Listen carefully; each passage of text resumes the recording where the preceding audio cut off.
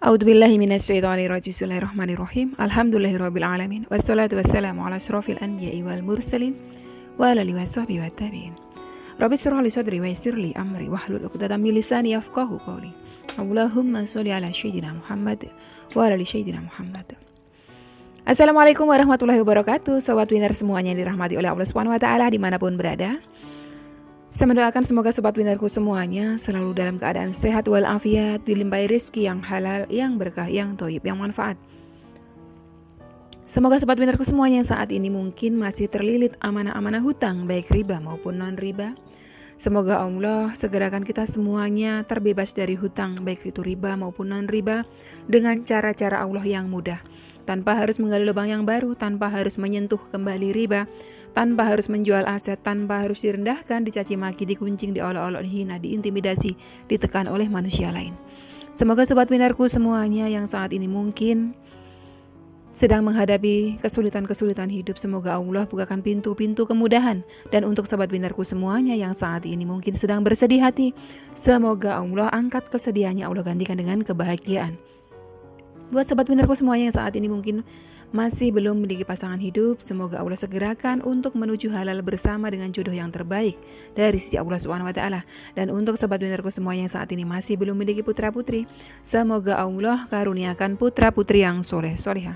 Untuk sobat winnerku semuanya yang saat ini masih berkutat dalam dosa riba, semoga Allah sentuh hatinya dengan hidayah sehingga mau berhijrah meninggalkan riba untuk selama-lamanya. Dan untuk sobat winnerku semuanya yang saat ini sedang berhijrah, semoga istiqomah hijrahnya. Semoga sobat winnerku semuanya saat ini mungkin memiliki hajat seperti saya, ingin berangkat haji maupun umroh. Semoga kita semuanya disegerakan Allah untuk bisa sampai ke tanah suci, menjalankan ibadah haji maupun umroh. Amin. Amin ya robbal alamin.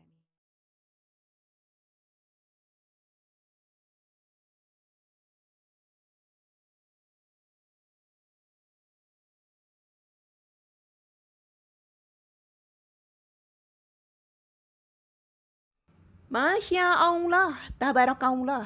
Alhamdulillah, puji syukur kehadirat Allah Subhanahu wa taala yang senantiasa mencurahkan rahmatnya, mencurahkan kasih sayangnya, mencurahkan ridhonya untuk kita semuanya. Terus bersyukur, terus berbaik sangka kepada Rabb kita, sobat winnerku, karena keduanya akan menghadirkan ridhonya Allah. Alhamdulillah hari ini kita masuk di CBU 15, curhat bareng Umi yang ke-15 nih dari Arta Angkawijaya. Beliau ada sampaikan curhatan beliau dan beliau minta pendapat. Amin, Allahumma amin Umi. Semoga Allah segerakan membebaskan saya dari hutang-hutang riba maupun non-riba. Amin. Dan mengabulkan seluruh hajat saya dan hajat kita semua. Umi boleh minta nasihat. Suami saya menyuruh saya tinggal bersama orang tuanya.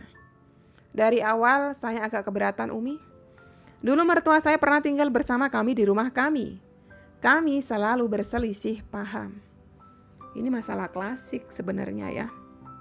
Ya, tapi sebetulnya antara orang tua dan anak itu mesti banyak-banyak ngalah tuh anak gitu kan. Saya nggak sebut mertua, kenapa? Karena itu hanya istilah. Sebetulnya beliau itu adalah orang tua kita. Dari awal bulan Juni kita berencana pindah. Saya dawamkan sholat tahajud, taubat, dan sholawat. Saya minta jalan terbaik kalau memang baik untuk saya, anak-anak, dan suami. Semoga dilancarkan. Tapi kalau hanya menjadi mudarat buat saya dan suami, saya minta jalan yang terbaik aja. Bagus ini doa jenengan. Betul, emang harus seperti itu. Selalu saja ada halangan untuk kita pindah ke sana. Sampai bulan ini, selalu saja ada halangannya. Tapi suami saya tetap memaksa Umi. Di rumah mertua ada 2 adik laki-laki. Yang satu masih lajang, yang satu duda anak 1. Sedangkan kakak suami saya yang perempuan sudah berkeluarga dan tinggal di rumahnya sendiri yang tidak jauh dari rumah mertua saya. Saya harus bagaimana Umi? Oke.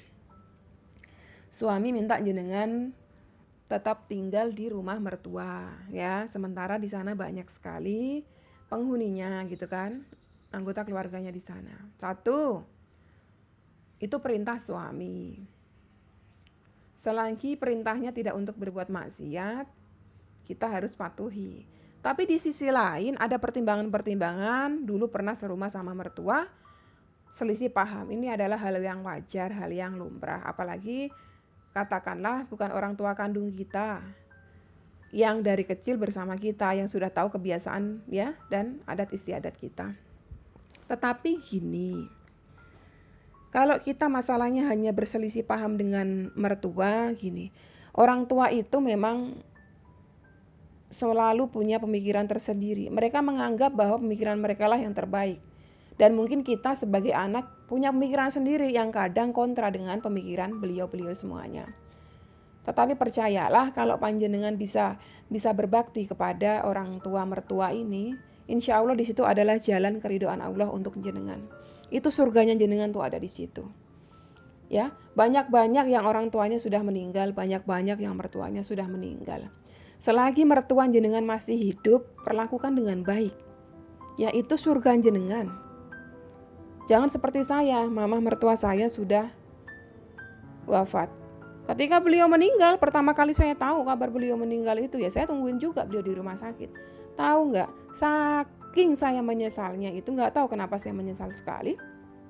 Saya pengen Allah hidupkan kembali. Cuma buat apa? Cuma buat nyenengin, buat ngajakin beliau jalan-jalan ke mall, mau beliin beliau baju, mau beliin kebutuhan-kebutuhan beliau. Ada seminggu tuh saya nangis terus, saya keingetan mertua saya, gitu. Jadi panjenengan semuanya yang masih punya mertua, orang tua masih hidup, itu adalah surga jenengan. Itu adalah pintu-pintu keridhaan Allah di situ tuh. Jenengan kok bisa berbakti, bisa nyenengin hatinya. Insya Allah Allah ridho kepada jenengan.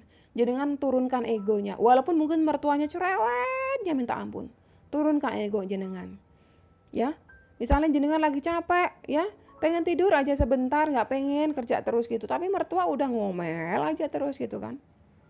Kasih pengertian yang baik, bicara baik-baik gitu kan. Kalau nggak mempan lewat jenengan, lewat suami. Tapi kemudian di dalam rumah tersebut ada siapa namanya? Ada ipar-ipar jenengan yang kadang ipar-ipar itu suka juga berselisih paham gitu kan. Nah, sama sebetulnya treatmentnya juga sama. Selagi kita bersikap baik, kita menahan emosi kita menahan diri kita, insya Allah pembawaan kita baik, pembawaan kita positif. Orang-orang di sekitar kita, dia mau sejahat apapun sama kita nanti juga lama-lama tersadar. Nah, selagi panjenengan masih bisa bicarakan baik-baik dengan suami, jenengan bicarakan dulu dengan suami itu. Kasih pengertian kepada suami. Saya bukannya nggak mau tinggal di rumah orang tuamu, tapi takutnya nanti jadi mudarat buat saya, buat kamu. Takutnya nanti saya berselisih paham sama orang tuamu, sama adik-adikmu. Nah, nanti hubungan kita jadi nggak baik. Sekarang ini yang hubungan kitanya udah baik, ya kan, nggak satu rumah, biarkan terjaga seperti ini. Coba kasih pengertian seperti itu kepada suami jenengan. Kira-kira suami jenengan itu bisa menerima apa enggak gitu.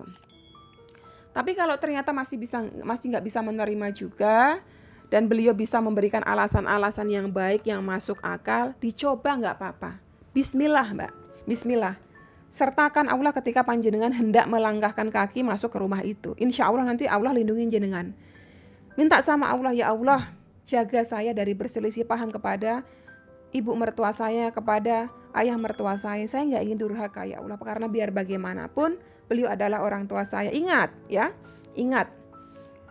Mereka berdua, mertua kita tetap akan menjadi mahram kita sampai sekalipun kita bercerai dengan anaknya, kita bercerai dengan suami kita. Tetap mahram kita. Ada dalam Al-Quran surah An-Nisa.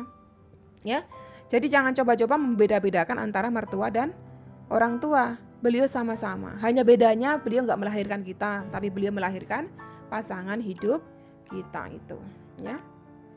Sebelum jenengan bicara sama suami, sebelum jenengan minta pendapat sama suami, tukar pendapat, diskusi, minta petunjuk kepada Allah. Amalkan AMH, amalan melembutkan hati, supaya Allah lembutkan hati suami. Ya, supaya suami mau memahami kondisi jenengan. Dan sebelum bicara sama suami, ingat baca doa. Rabbi shrah li sadri wa yassir li amri wahlul 'uqdatam min lisani yafqahu qauli. Sehingga lisan jenengan nanti dilancarkan ketika bicara dan dibuat pikiran suami jenengan itu encer untuk menerima apa yang jenengan sampaikan. Pokoknya segala sesuatu libatkan Allah, udah enak hidup kita. Enak banget. Kita mau melangkah kemana aja libatkan Allah, enak hidup kita udah. Ya, enak. Yang penting sekarang nanti kalau misalnya setelah bicara sama suami dan suami tetap kekeh, ya nggak mungkin dong jenengan bantah. Toh suami nggak nyuruh untuk berbuat maksiat. Berarti jenengan harus menyiapkan mental, ya kan? Menyiapkan hati, minta kepada Allah supaya Allah kuatkan hati jenengan mantap untuk hidup bersama dengan mertua.